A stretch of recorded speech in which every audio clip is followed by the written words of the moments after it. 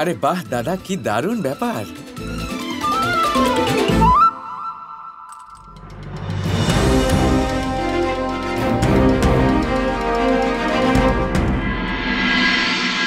মা, পঞ্চায়েতের সভা তৈরি হয়ে গেছে।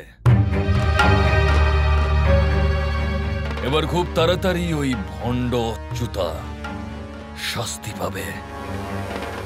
ভালো, খুব ভালো। তাহলে এই আগুনে আমরাও একটু ঘি ঢেলে দিই, কি বলো আয়ান? ওই অচ্যুতার এমন শাস্তি পাওয়া উচিত যে তার নাম পর্যন্ত আমাদের জীবন থেকে অদৃশ্য হয়ে যাবে। হ্যাঁ,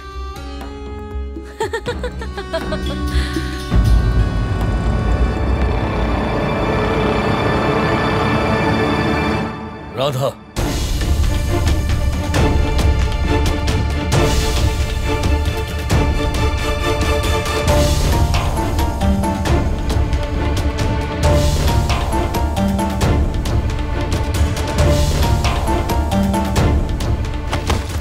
রাধা,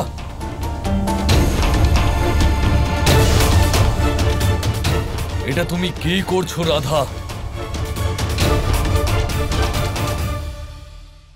আমি পঞ্চায়েতের সভায় যাচ্ছি। রাধা, তোমার এই অবস্থায় ওখানে যাওয়া ঠিক নয়। আর তোমার বিষ তো ছড়িয়ে পড়ছে।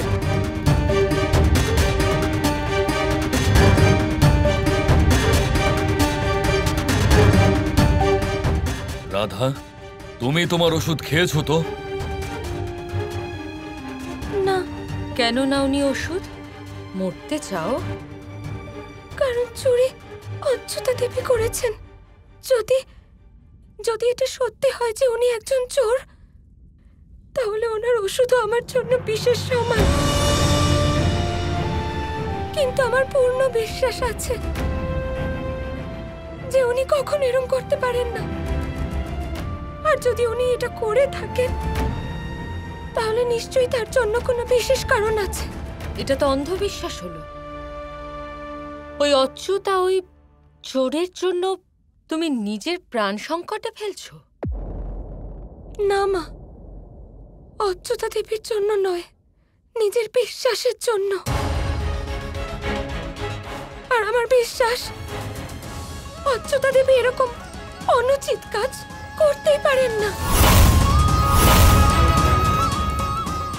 আর যদি আজ সূর্যাস্তের আগে এটা প্রমাণ হয় যে চুরি করার অনুচিত কাজ উনি করেছেন, তাহলে আমি আপনাকে কথা দিচ্ছি যে সারা জীবন বিনা কোনো প্রশ্ন করে সব সময় আপনার আদেশ পালন করব।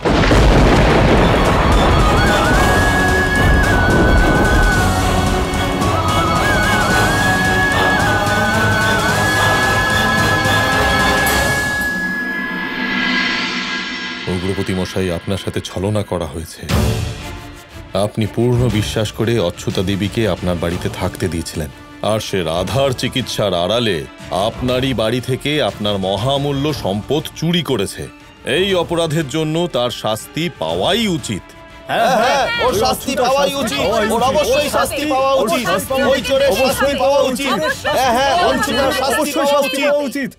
সত্যি বলছি বৃষভান মশাই, এত বড় বিশ্বাসঘাতকতা আজ পর্যন্ত আমার সাথে কেউ করেনি। আমি আপনাকে অনুরোধ করছি, আপনি অচ্যুতা দেবীকে কঠোর থেকে কঠোরতম শাস্তি দিন। আমি সারা জীবন আপনার কাছে কৃতজ্ঞ থাকব।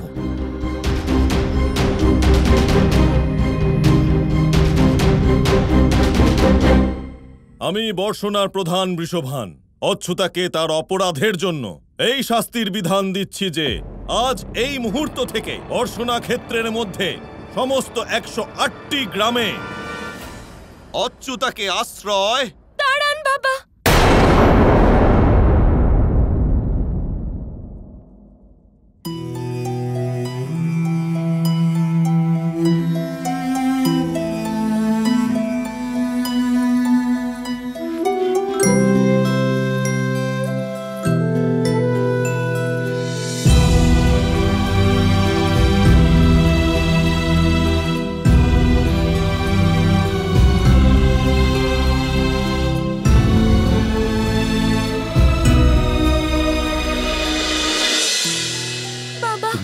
আছো তো?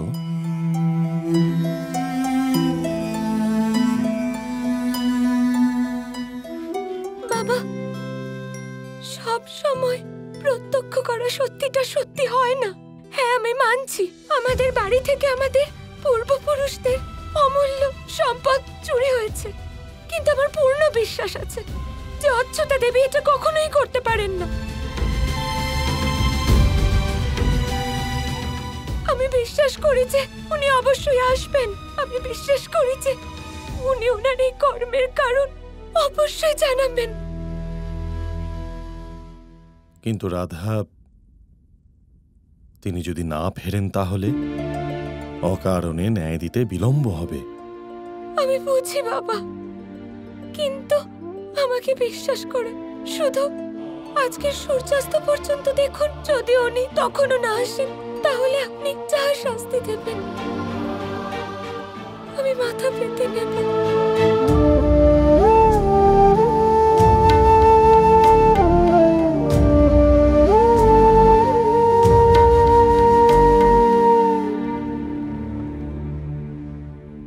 তবে ঠিক আছে, আজকে সূর্যাস্তের আগে যদি অচ্যুতা না ফেরে তাহলে ওকে সমস্ত 108টি গ্রাম থেকে বহিষ্কৃত করা হবে।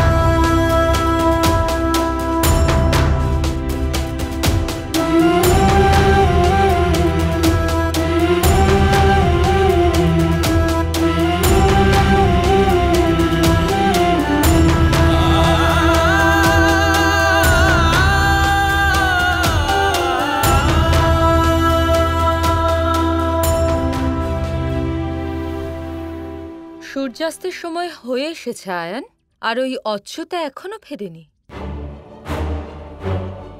আর রাধার দেওয়ার সময়সীমাও শেষ হতে চলল, তাই না? তাহলে রাধা, এবার আমি যা বলবো তোমাকে তাই করতে হবে। ওষুধ খেয়ে নাও।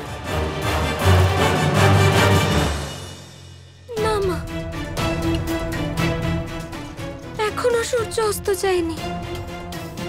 এখনো কিছু মুহূর্ত বাকি আছে।